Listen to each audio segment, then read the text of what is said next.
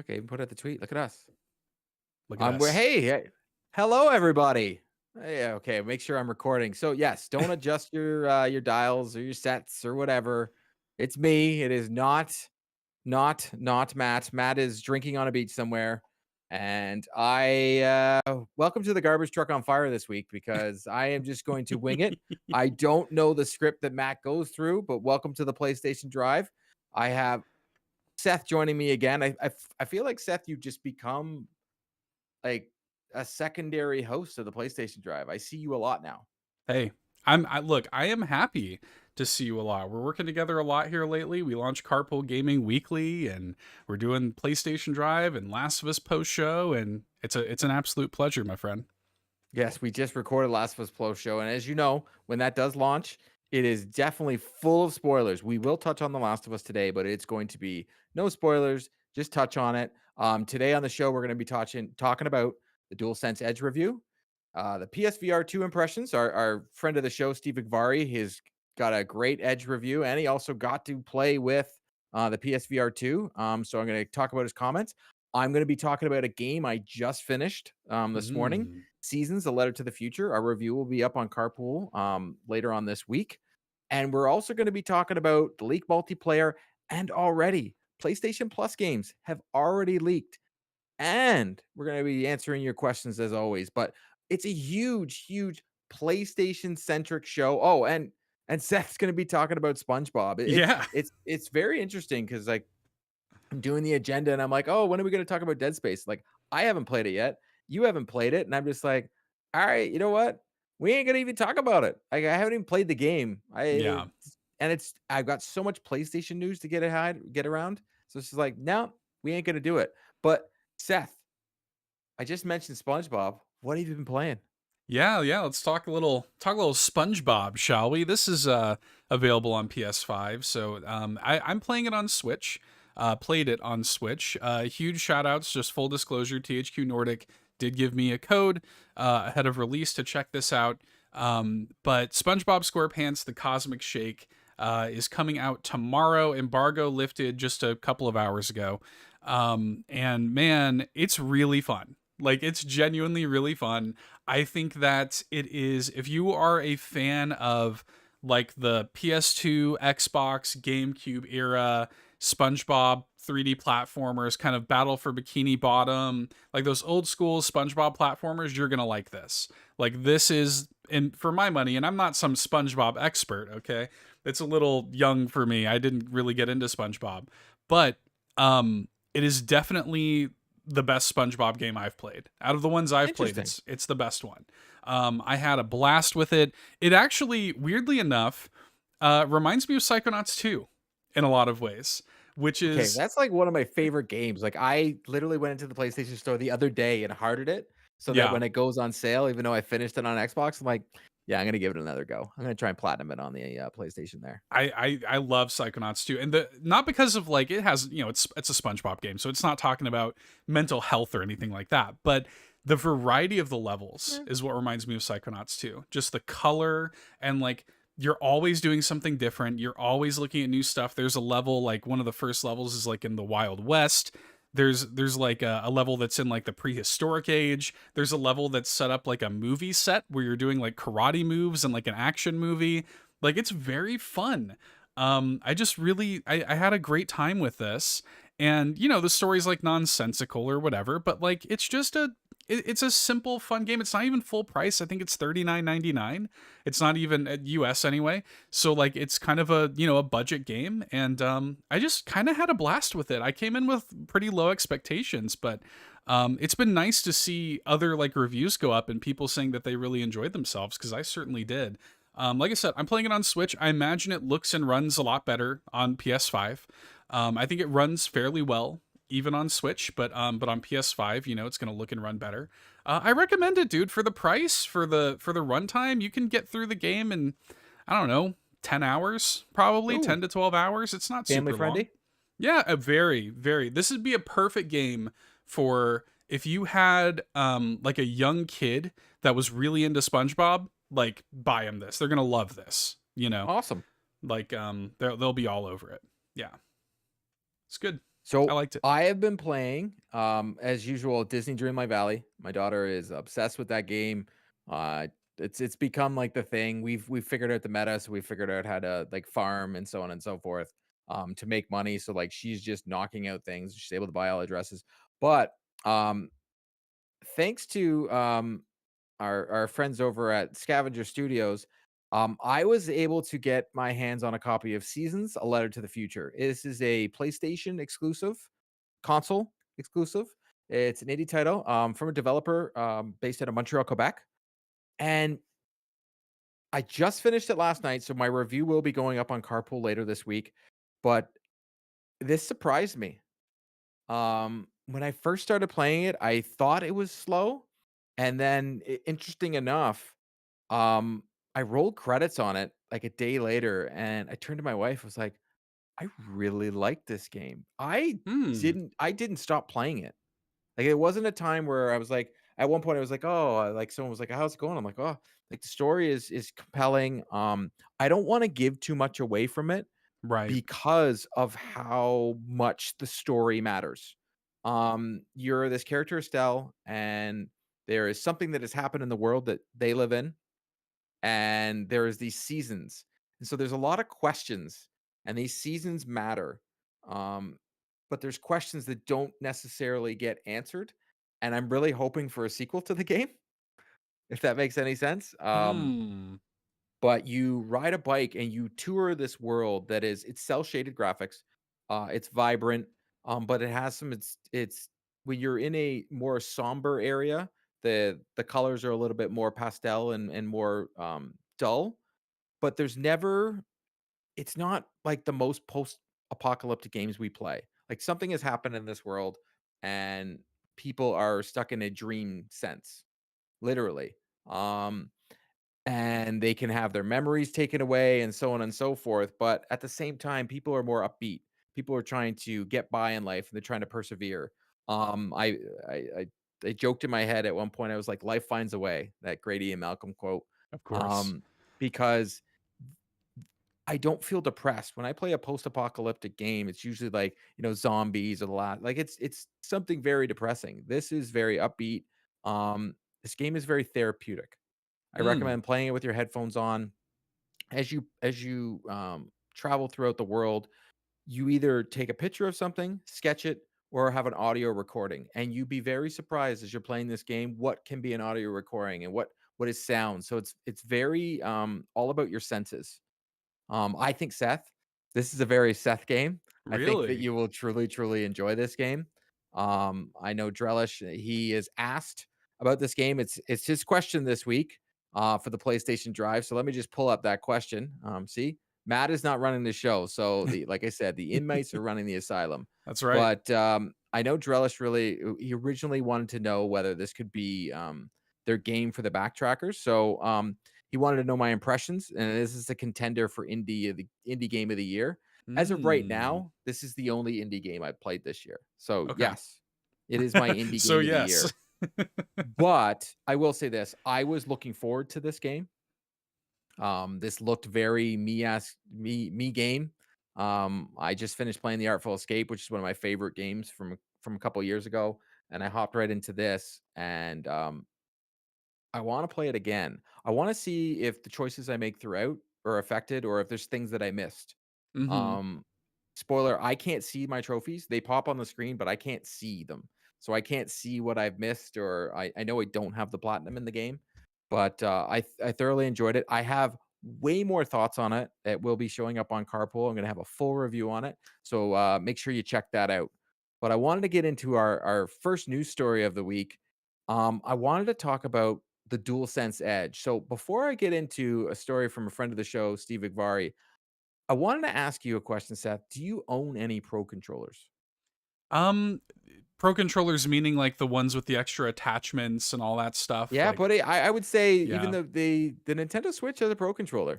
True. Yeah. So I have that. Yeah. The I mean, if you don't have the Nintendo, if you're just playing the Nintendo Switch with just the Joy Cons, like, what are you doing? You got to have Mhm. that Pro controller.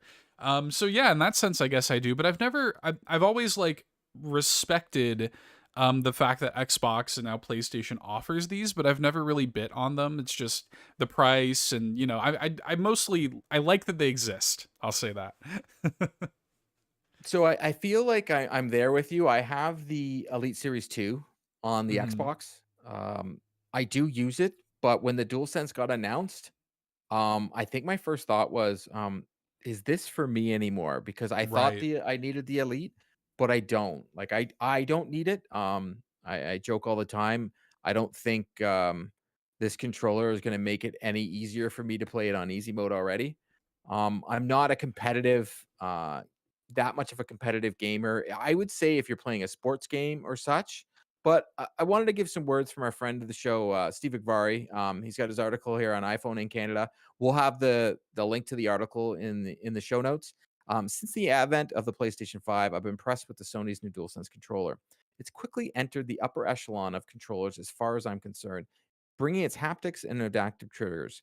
And leveraging comfort, the DualSense really elevated my experience in the PlayStation ecosystem. However, I've also long for been a proponent for the idea that Sony should develop its own Pro controller, one that builds on the original, introduces customizable features, and developed in-house rather than leading on the third-party support. So the DualSense comes with removable joysticks, which is I think Joy-Cons, which everybody wants because we all know what Joy-Con drift is, and it's just getting to the point of ridiculousness. It's crazy. Um, Yeah. from what I understand, the DualSense Edge feels amazing. I asked Steve about it in a text, and he said it's a great controller. Um, I I like the fact how you can change the analog sticks and the responsiveness, and you can even actually choose between either having the paddles in the back of it, or they have Hmm. almost like these little wings that can be added to the back of the DualSense Edge. So it gives you that different feel. And from reviews that I've seen, you even if you don't have any of the paddles or anything in the behind there, you don't feel the holes that are back there. So that is nice. I think the biggest issue that they're having with this is the battery life on it. Um, Right. I don't know if you've seen it. There's been many an unboxing of the battery to show that the DualSense controller battery compared to the DualSense Edge has got a much smaller battery. So the battery Really. life, I believe, on the DualSense Edge is just over 4 hours. And they're Mm. even recommending that you play it while it's plugged in. And it Wow. comes with a plug that can clip in so to make sure that your controller doesn't lose its connection with your PlayStation, which is great for those competitive gamers out there.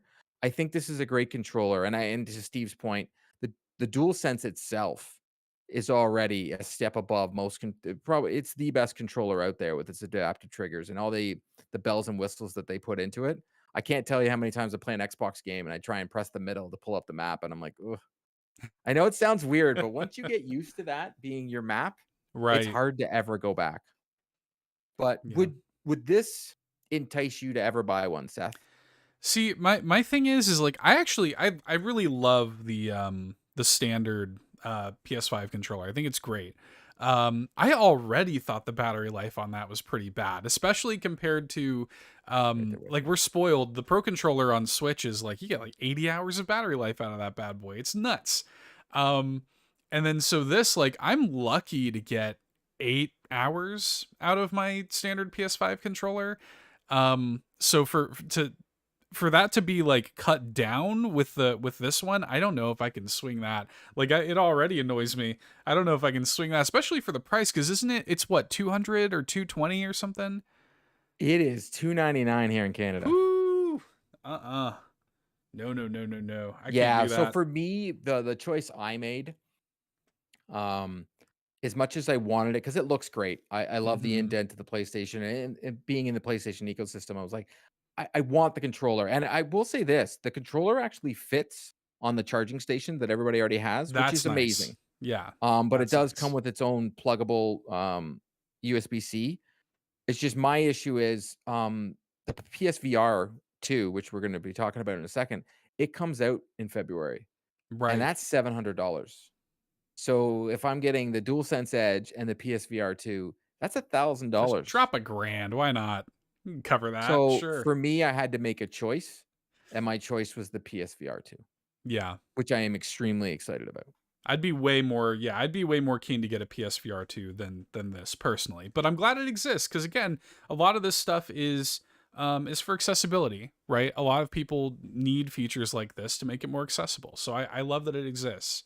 So, Well, Captain Logan says swappable controller sticks are better than more important than battery life. So, okay. it's to each their own, right? Yeah. Um, for me, I just I just don't see the use for it for me personally right now, Right. besides creating content or saying that I have one to be like that. Look at me, I have one of these controllers. Sure. I I I totally get it if you're playing like a friend of mine, Waba on from Three Dads in a Console. He has one, and I told him that when we were offered codes for NHL, I said get it on Xbox, and he asked me why, and I said, well, I have an Elite controller.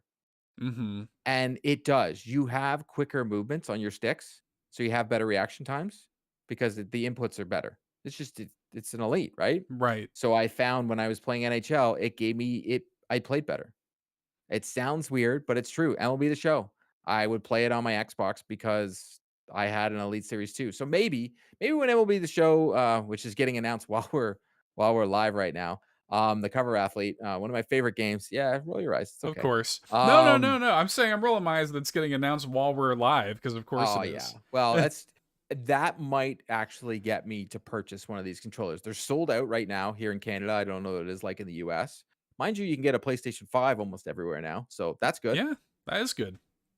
But it is what it is. If you're more into fighting games or even shooters, I would definitely say shooters because they've got you can make it so it's easier to more reaction time on your man, my brain. On your clicks, Mm-hmm. I would say that this is a controller for you.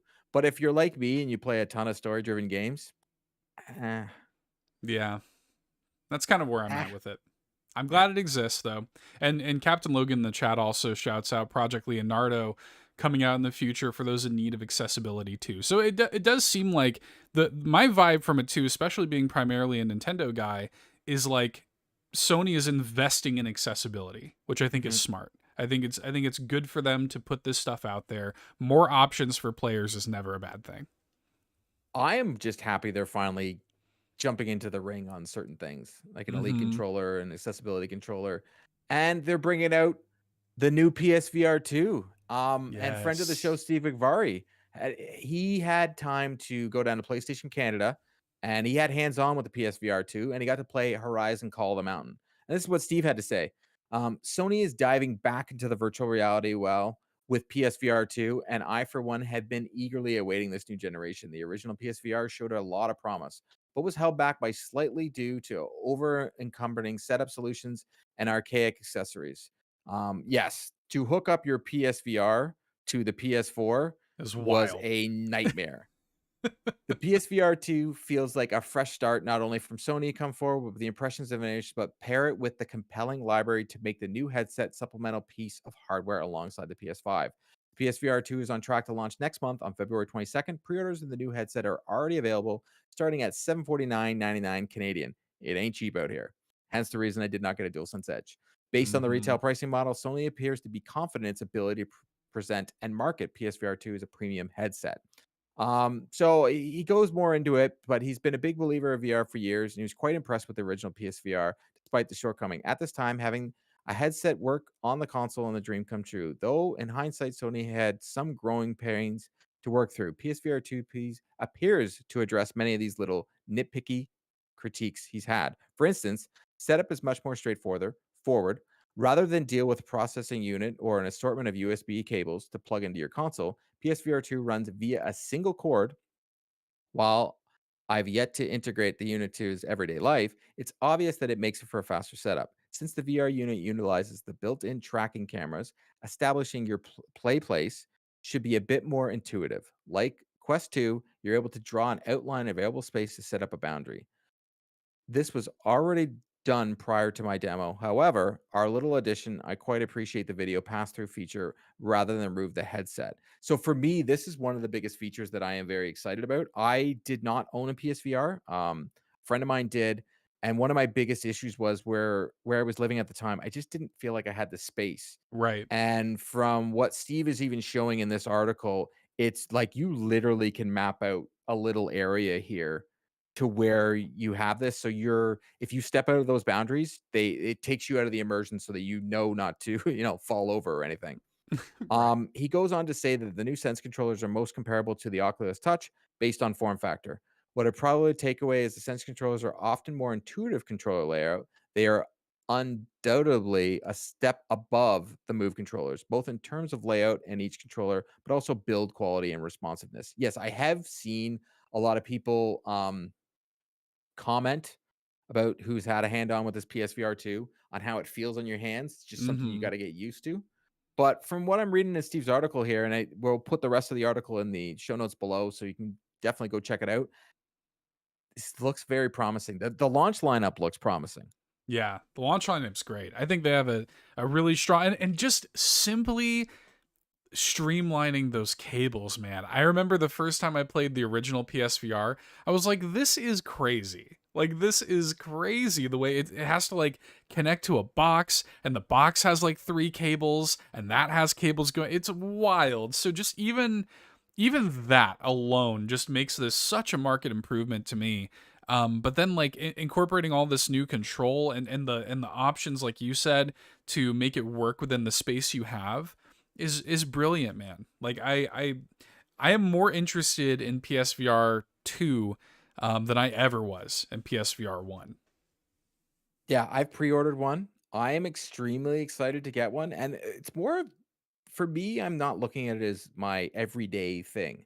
Right. I'm looking at these like 1 to 2 hour experiences that I get to have and get to share. Like I said to my wife, like she'll get to play it, and my daughter will get to play it, and we'll just get to be immersed in something.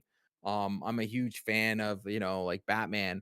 I know there was a PSVR one version of this game that I never got to play. I'm really hoping they adapt, and they've said like nothing is you can't use old games from PSVR on PSVR 2, but they have left it open to the developers to make it very easy to make it so the game will work on the newer consoles. So I'm really, really hoping that they make another version so that I get to play Batman or I get to be Iron Man. Like that's what I want. Walking through Jurassic Park, or the game that I'm very excited to get is it's you're in a kayak Mm. and you're going through the wilderness. Like that to me is very cool. Like everybody says Horizon. Yeah, I'm gonna play it.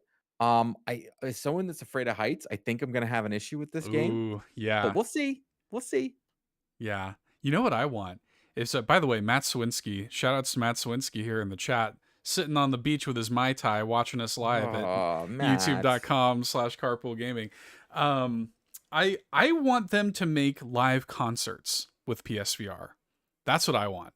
I want them to set up like a VR camera, front row seat at a concert, sell me a ticket, and I can put on the headset and I'm there at the concert. That's what I want. That'd be awesome.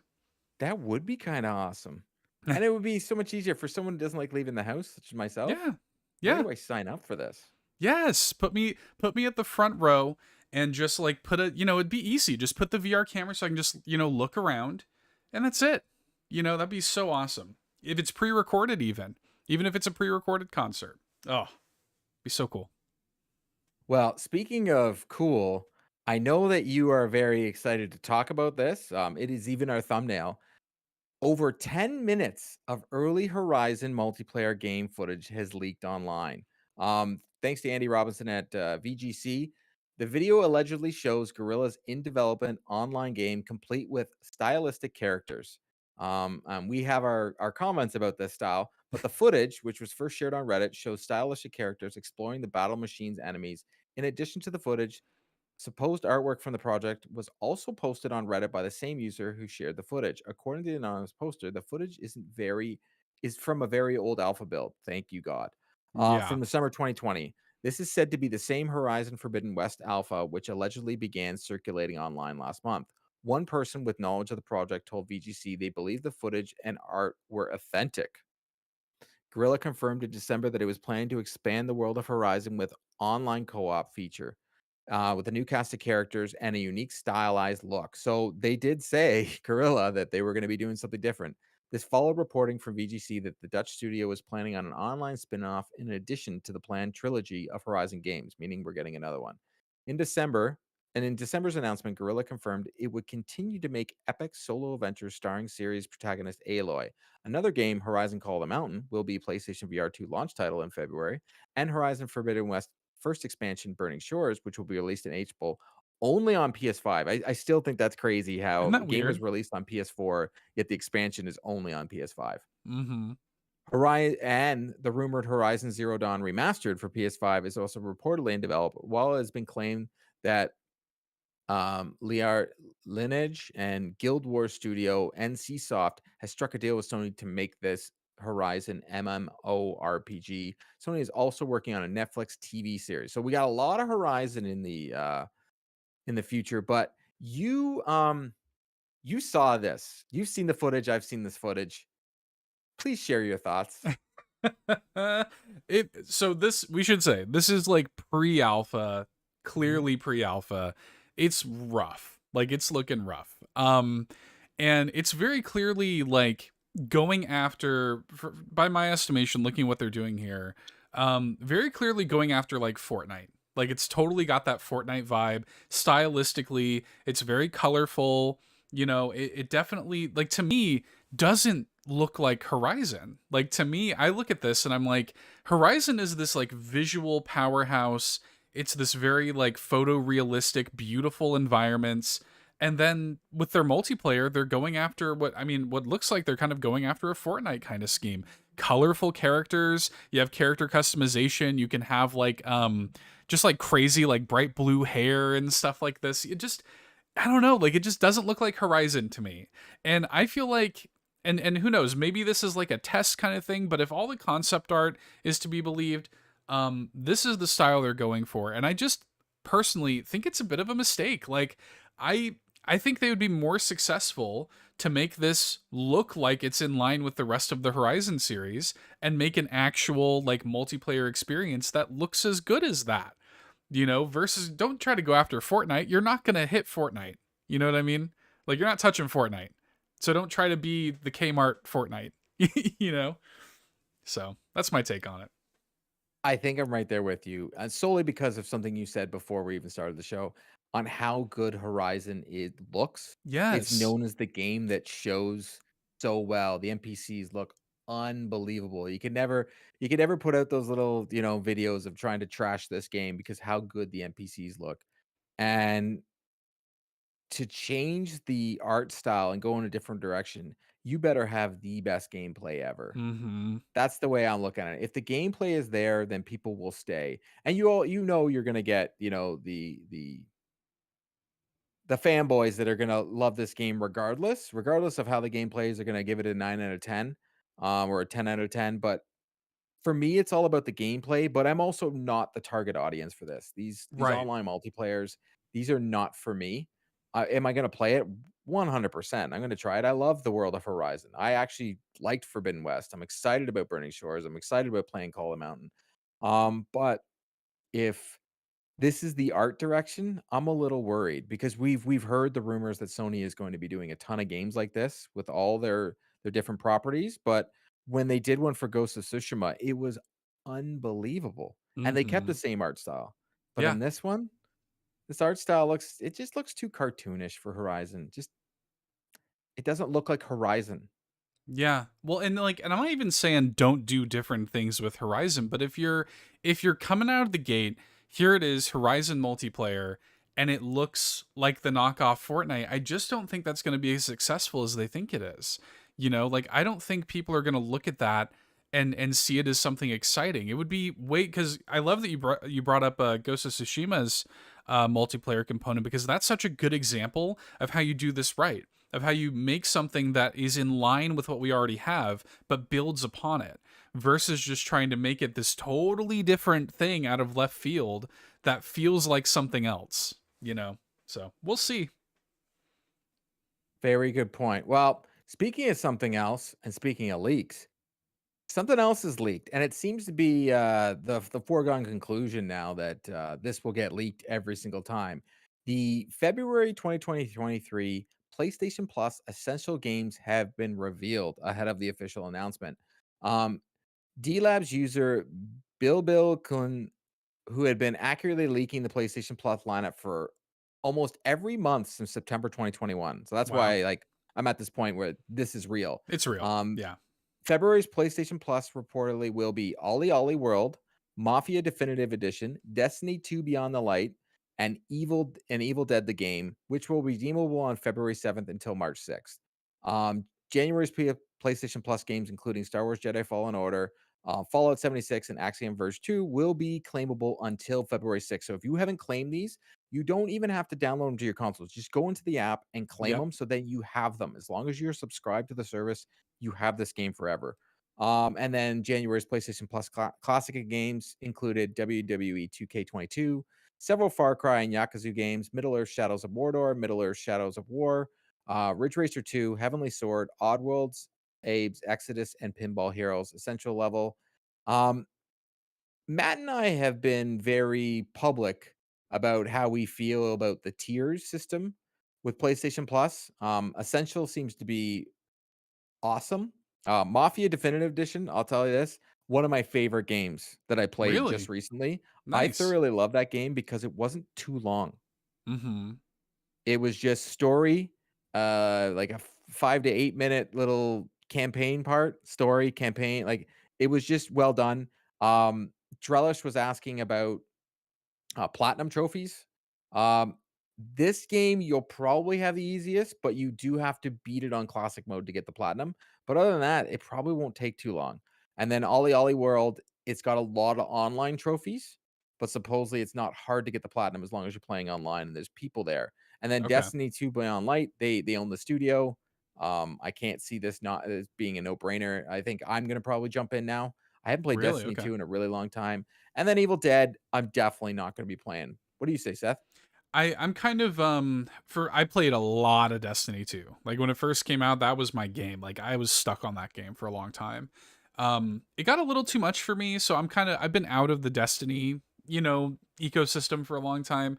I think it's cool that they're offering this. The big one for me actually is Ollie Ollie World. Um Okay.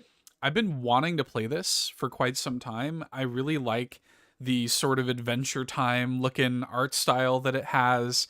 I used to skate when I was a kid, so getting to play skateboarding games is super fun for me. It sounds like it's great. I've heard a lot of good things from people who have played it when it's been out for a little while now. So it's cool that I'll be able to just download it on my PlayStation and play it that way. And then yeah, it's funny that you talk about Mafia. I remember playing that when it first came out on the original Xbox and enjoying it, and I totally forgot that they like remade it and everything for modern consoles. So It I'm looks kind of into amazing. it. I'm Yeah, telling you, it looks really good. The story of it is phenomenal. If you like Godfather movies and the Goodfellas and so totally. on and so, I think it's a must play. And people seem to love Destiny. Have you ever played Destiny? Yeah. Oh yeah, I was huge into Destiny when it first came out. Yeah. And Captain Logan makes the point, Beyond Light will be good to offer players the stasis subclass that's locked behind that expansion. So there you go. That's a great incentive. Yeah, usually games like that I'm not the biggest into. Mind you, I do play a lot of the Division 2, but for some reason I couldn't stay in that whole Destiny world. But we'll see. Like the lineup looks good, but my biggest issue I've had with the way they announced the PlayStation Plus lineups for Essential and so on and so forth, they took forever to let you know what's coming to the other tiers. And then you Mm. have certain tiers that are kind of meh. It's like, what do you think so far? Because Matt and I have talked about this till we're blue in the face about how they've rolled out this three-tier system. What is your opinion on the PlayStation Plus? Yeah, you know, for me, I just go for the essential personally. I was prorated to I think I was able to get like a few months of the premium for like, you know, $12 or something like that. So I took advantage of that and played a little bit of it, but for me it's like the value for the way I play games on PlayStation isn't necessarily there. I could see it being there for some people who want to go back and play, PS3 streaming games and they want to get their free trials and whatever. But it seemed to me on the outside looking in that it was kind of their way of trying to do something that could like halfway compete with Game Pass, but it's not really going after that Game Pass model either. It's kind of somewhere between that. So, I don't know. I just stick with the essential personally. I just want the baseline. I'm good. Fair, yeah. We're I Matt and I think we've come to the conclusion that they're just gonna give bad messaging on this, Yeah. and they're never gonna give us what we want because at this point, when you're having to stream PlayStation 3 games, it's rough, and it's not because Yeah. of their systems and so on and so forth. It's just because not everybody has good internet at home. So I want to be able to download those games and play them again. And they also, Right. it's almost like we've been spoiled with Game Pass and how it works and Mhm. smart delivery on playing an old game and how well it looks on the console when the PlayStation game just sometimes just it just doesn't work properly or it looks like a PlayStation 3 game. So hopefully it's something that they look at in the future. Like we mentioned before, they're being so innovative on the other sides. They're giving the adaptive controller, they have the Dualsense Edge. They're doing all these different things. So hopefully this is something else instead of just complaining about the Activision Blizzard thing that no one cares about anymore and we just don't want to hear about. But I want to let everybody else into the car, as Matt would say. And so we've got Tony at Lord Legend on Twitter for spoken Final Fantasy 16 and Spider-Man 3. Is that enough for Sony this year to do what you want slash expect more? What do you foresee coming out in 2023? Hmm. That's interesting. For me personally, I look at it and I'm like, well, that seems like a pretty strong lineup. I think Spider-Man 2 alone, I think is going to be massive for them. Um whereas they've already had a lot of this stuff come up to bat, right? Last year we got Mhm. the Last of Us remake, we had God of War obviously. So a lot of the studios have kind of already stepped up to the plate and had their big success and everything. So I think Spider-Man's the big question mark. But I'm kind of like, what's missing at this point? Horizon came out last year.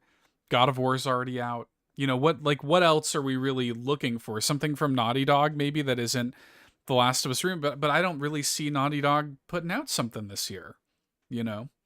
So I'm right there with you. Spider-Man 2 is huge. it's gonna be They had God massive. of War last year. It's almost at to the point where I think we expect too much from these studios and PlayStation, Xbox alike. Like, Yeah. if you're an Xbox gamer, yeah, I think you have a right to be mad, and you haven't had the best first party games. But if you're a PlayStation gamer and that's the only console you use, I think you could just smile. Like maybe we'll get an announcement for Ghost of Tsushima, the next one, but we're not getting it this year. But the fact you're Hmm. getting Horizon DLC, which it looks like it's going to be pretty beefy. You're getting PSVR 2 this year, so that's a whole new Exactly. bunch of games. That is Another a platform launching this year. exactly, and you're getting Spider-Man 2 this year. That's kinda big for me, and It's Final a good Fantasy, year. that's a big year. I think that's something to be happy about. So for me, I'm okay with that list. Like, that's a good list to me. I'll all day, every day, please, where do I sign up if that's the only thing that we're getting? Because as someone that, games on all the consoles, sometimes even with Nintendo, it's like, we're getting Zelda? Yeah. It's all about the way you perceive it too, because like on the Nintendo side, there are people who are like, look, I'm only here for Mario, Zelda, Mhm. whatever. And then there's somebody like me who's interested in a lot of these games. I'm like drowning in games right now. You know what I mean? So it definitely depends on kind of your perspective and like the kind of stuff you like to play. Whereas also I look at a bunch of this other third party stuff that's coming out. We just had Dead Space come out. There's huge third party games that you're going to be able to play on your PlayStation as well. I don't think that we're necessarily the the name of the game used to be, okay, who's putting out the most first party titles? Who's doing this, I don't think we're playing that same game anymore. Like Mhm. I think that the game has been fundamentally changed. I don't think they're necessarily everybody's putting out their stuff on PC too. You know what I mean? Like I think it's about the ease of access. It's about like where the ecosystem that I want to sort of hitch my horse to and the people who are putting out the most consistent quality. That's kind of where I'm at, you know. So Nagachaka asks, I'm currently replaying Resident Evil 3 remake to get the platinum trophy this time. So my question is, do you have any games that you've already beaten but regret not getting the platinum trophy for? Do you ever plan on going back to get these platinums, or a gamer's life too short to be looking back on missed platinums? Are you a platinum Mm, person, Seth? I know I you got used to be. lots. See, I would like Seth to admit to his unbelievable game score and then join our trophy race. in the on PlayStation Drive because people might be surprised at the resume that Seth has. Yeah, I do. I used to be big into trophies, and even my Xbox. I think I have like 120,000 gamer score on Xbox, and then I have like 77 platinum trophies or something like that. So there was a time when I was really big into it. I'm not so much anymore, admittedly. Now it's just kind of people have been giving me grief for saying I get it in when I can fit it in, but now it's just like, I play games when I can play games, man. Which is what I meant, by the way, on that episode of the PlayStation Drive. I wasn't meaning it the way y'all thought I was. They're never gonna let me live it down. Um, but yeah, for me, I'm not sure. I would have to look back at my trophy history and see if there's anything I was like I narrowly missed or something like that. But a lot of times, like I recently platinumed Psychonauts 2, as you mentioned earlier, and for me, like I'll seek it out. Like if I'm like I can't get enough of this game, I got to get the platinum trophy in it. Like I'll laser in on that and I won't be done until I get it. So I don't know if there's any that have like slipped through the cracks for me. For But me, it's Ragnarok, and that's just mhm. and it's recent. It's just recency bias because I truly love the game. It was my game of the year, but I had a bug and I couldn't get a trophy to pop. Oh, They since updated and I was able to get that trophy, but I feel like I can't get back in. I tried to beat certain bosses and I couldn't. I was getting destroyed out there, and so I was like, you know what? I'm done with this. I had my mojo and I had the combat system locked down, and I for some reason this happens with me with a lot of games, and Horizon was another one when they did um the expansion in the first one. I can't mhm. get back into the combat system sometimes. I had a really hard Right. time getting back into Iki Island when Ghost of Tsushima did it, but because it was so big, I literally went around the island and just learned how to do the combat all over again. But I don't know what it is about my brain, it just forgets. I'm the same So way. when I tried to go back to God of War, I was getting absolutely these berserkers were making me their lunch over and over and over again. And I was like, you know what? This ain't gonna happen. But I'm also at this point where if I miss the platinum, I'm like, whatever. I move Yeah. on. Moving I am on. more of a I wish I could just get it in the first run, like The Last of Us remake.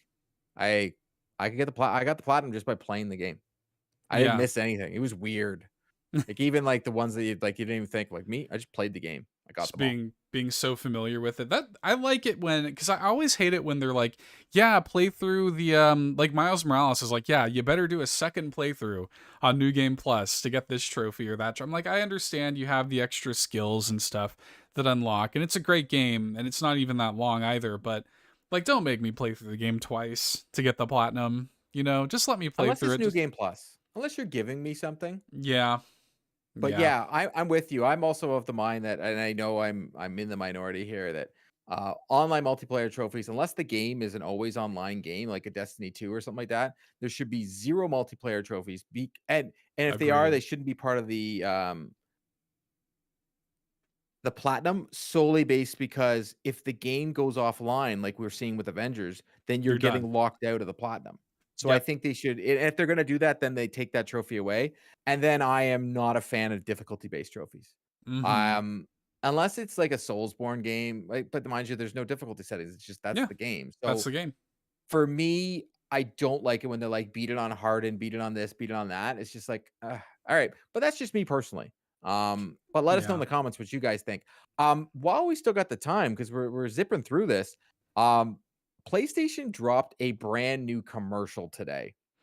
And I know Seth Yes. and I said we're going to be talking about this later, and we'll probably go more in depth. But there was a VGC article that I want to touch on because it gets into a conversation about something that I was very excited about when seeing it. They had Spider-Man 2 in there, which said that it was launching in spring for Australia, which means like September, October, November. So I guess we know the launch window for Spider-Man 2, by the way, Huge because that surprise, was in the right? It's commercial. coming out in the Then they had fall. that yeah, they had that cool Leviathan axe sitting in the ground. But they had a brief, and I know Seth, you caught it because you saw it too. They had a brief glimpse of a young woman walking into a cave a la Uncharted, going at some, trinkets or Yeah. something. But what you say, Seth, about this image that it can't be a coincidence? Yeah. Well, and especially since they just wasn't it just this past week that they were talking about like, yeah, we're kind of done with Uncharted or whatever. Like they Yeah. knew what they were doing. They knew what they were I doing didn't when they in because that's like the fourth time that Neil Druckmann has said this, and for some reason it became newsworthy. Like he has yeah. said over and over again that Naughty Dog is done with Yep. Uncharted. Naughty 1,000%. Dog. Yeah. But I don't believe Uncharted's done. No, not at all. There's no way Uncharted's done. It's just not going to be Naughty Dog. I think that's exactly what it is. And so you see that shot there and the ending of Uncharted 4, spoilers I guess for Uncharted 4, which is now that game came out in like what, 2015 or something like that. Oh, well, remember, we've Uh, gotta be careful about even people that haven't played The Last of Us, and that's still you're listening to a yeah. PlayStation show. If you haven't played The Last of Us or you think you're about to be spoiled, turn it off. Yeah, exactly. So the ending of Uncharted 4, it is very easy to see where the series could be picked up from there, right? At the end of Uncharted 4, it's like, okay, cool. We're probably going to get, if the Uncharted if and when the Uncharted series continues, and I am glad that we've had this kind of time of peace, this kind of time of like let it sit, let, Nate's story kind of be what Nate's story is, but if we're going to pick it back up, I think this is the way to do it if it is going to if it is going to follow their daughter or whatever, if this is what they're teasing in this trailer, then I think it's great. That's exactly what I want. I don't think Naughty Dog's making it. I think Naughty Dog is way more inclined to continue The Last of Us at this point. But yeah, we'll see. I think Naughty Dog is definitely giving us The Last of Us Part 3. I like, Neil Druckmann has been saying the exact same things he said about The Last of Us Part 2. The show is doing gangbusters, and I think there still is more story to tell. Yeah, But yeah, I'm right there with you. I even as when I finished Uncharted Part 4, I was like, "Oh my god." And then when I got to play Lost Legacy and we got to play with Nadine, I thought that was I love phenomenal. that game. I love It it's was probably my so favorite good. Uncharted game. It's probably my Yeah, favorite. and so for me, if the next Uncharted is Nathan Drake's daughter, please, where do I sign up for this? Like, I love those type of games. It was the reason I bought a PlayStation. Yeah. Uncharted was the reason I switched from Xbox 360 to PlayStation 3 near the end of the PlayStation 3 life cycle because I was at a friend's house. I played a bit of Uncharted. I literally the next day drove to my local EB Games and I bought a PlayStation 3. I bought Uncharted 1 and I bought Uncharted 2 because Uncharted 2 just came out. And then Yeah. I bought Infamous and then I was in. I was in. You're And in that from was that when I point. actually started my whole like two console system, which became an expensive habit. But to me, I don't see how PlayStation, when you have millions upon millions of copies sold of this franchise, and I know there's a thing is franchise fatigue, and I know people are going to say, well, it isn't that. I think The Last of Us has proven that they can bring out a remake that is now 200% above what it was selling before, because of the shows come out. The game will sell Yeah. It and has people will buy it, become and I'll be right up there. I'm okay with Oh giving me the yeah. same franchise. I never complain about Star Wars fatigue or anything like that. People complain about it are not the people that grew up in my time when I didn't get that stuff. We got the Yeah. movies, and then we had nothing. Oh yeah. Nothing until the It's prequels. well, Ugh. yeah, and the wait when the prequels came out too, between the prequels and the sequel trilogy, it's like we're fighting for scraps, man. Um, but yeah, I mean, The Last of Us has become at this point Sony's biggest property. In all honesty, like between the show, Oh, for like sure. what The Last of Us has given Sony, I think is extraordinary. And there's no way they're not going to continue that story. There's no way. I think we're going to get the factions multiplayer. We might even get it this And year. that's another thing. I think we're getting Yep. factions this year. I think you're Yep. right. I think we're getting that this year. I think they're probably going to do a part 2 remake as well for PS5. And then we're going to get part 3, and I think that's what Naughty Dog's working on. Kevin in the chat was mentioning bring back Jack and Daxter. I just don't see how, and I love Jack and Daxter, but I just don't see how when they're putting out stories and stuff like The Last of Us, I don't want Naughty Dog working on Jack and Daxter. Give that to somebody else. Like, And honestly, I wouldn't mind a Sly Cooper, but yeah, I don't have as fond of memories of Jack and Daxter as everybody else does. I played it, but Sly Cooper I had fond memories of. Jack and Daxter was like, I could do without it. I'm also going back to everybody wanted Crash Bandicoot, and now everybody doesn't care again. yeah, well, and like Crash 4 is great. By the way, Sly did come back. It came back on PS3 and Vita. Sly 4 was Yeah, great, and nobody Thieves in bought Time. it. Well, no, it was Thieves in Time. Yeah, That yeah, game was amazing. yeah, it's great. And nobody bought it. And now the series is back to sleep. So it's like you had your chance. You had your chance to Fair. bring Sly back. You know what I mean? So, Very good point. Now, I I wanted to discuss this. I just wanted to end the show with this. It's not really a discussion here, but the actress that played Tess in the original Last of Us yes. game, um, she has passed away. Um, I would be remiss if we didn't mention uh, so to her family, Annie, we our thoughts and prayers. It's absolutely terrible. She's passed away, and it just goes to show you that life is too short, and anything is possible. So Mhm. just Yeah. hug your loved ones out there. I don't want to end the show on a somber note, but um, you know, I thought I'd be remiss if I didn't say it. No, you're right. She's only 45, and she leaves behind kids. And there's a great GoFundMe campaign that I encourage people to support if you have the means to do so. Yeah, heartbreaking, man. Absolutely heartbreaking. And as always, we want to thank our Patreon producers. And I want to welcome aboard Mr. Luke Lore from the Xbox Expansion Pass, who's back. He is back as on the Patreon tier. So to our ultimate producers, Robbie Bobby Miller, subscribe to Robbie Bobby Miller's Twitch channel at twitch.tv// Robbie Bobby Miller. Mr. Trucker Sloth. Geez, see, Matt makes this look so much easier. It's not. Tony It's not Baker easy. from Quest 4 Pixels. Please subscribe to youtube.com/Quest 4 Pixels today. Jonathan Brown, the new album from PME is called Video Game Boy and is available on Spotify and Apple Music. You might be hearing more from that young lad very shortly. Hmm. Mr. Lee Lavaro, the fearless leader of the Phoenix Overdrive, and I would say the head of IT over at Carpool Gaming. Links are in the show notes. Please support the ultimate producers, our platinum producers, Marcus McCracken, who was in the chat just earlier, RJ Kern, our gold members, Anna, Bauza in the chat as well. Cicely Cardosa, Dallas Robbins, Drellish, who, he is our therapist. Let's be honest here. Emily O'Kelly, Foolish Fuji, Jonas Young, Jose Jimenez, Marcus O'Neill, and Tim Pollan. And special thanks to Bowser for upgrading to the gold member tier. We would like to thank everybody for joining me and Seth this week. I do apologize for me being the host this week. Oh, I'm you did trying. good. I'm You trying it did out, good. but Matt will be back. Don't worry. You can have the Mattisms. They'll all be back. I'd like to ask Seth for filling in the last couple weeks for my missing and Matt's missing and being a staple on the Last of Us show, which will be dropping this week as well. We've already recorded it, so Oh yeah. you'll have your spoiler-free Last of Us cast.